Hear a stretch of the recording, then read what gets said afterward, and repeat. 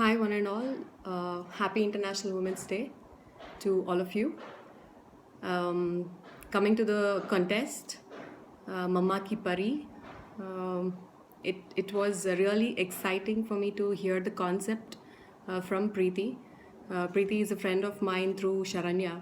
So I'm really glad she came up to me with this idea and she wanted me to judge for this contest.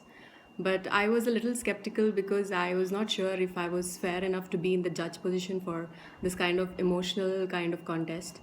But then she told me one sentence, and I was like, fine, I'm not going to think it twice. I'm in as a judge. She's like, I know how much you love your mom, and it is all about the connection you have with your mom. So I said, go ahead, just let's do this. So I remember right from the childhood, we start imitating like a mom without even knowing what it is to be a woman or a girl. We start to drape sari like them, copy their styles and all. So I think now these people have come up with this crazy concept. So it sounds more reasonable and sensible to do it now by actually trying to imitate like your mom. So I remember I used to do that when I was a kid. So, well, this is a very different and unique kind of concept. So I was eagerly waiting for all the entries from her end. And when the entries had come down, I was really taking out my time and going in detail for every pic that she sent me.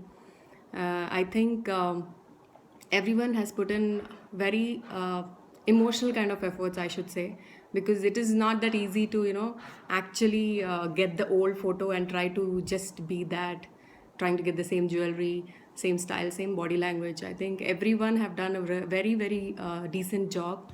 So since it is a contest, someone has to be there in the top.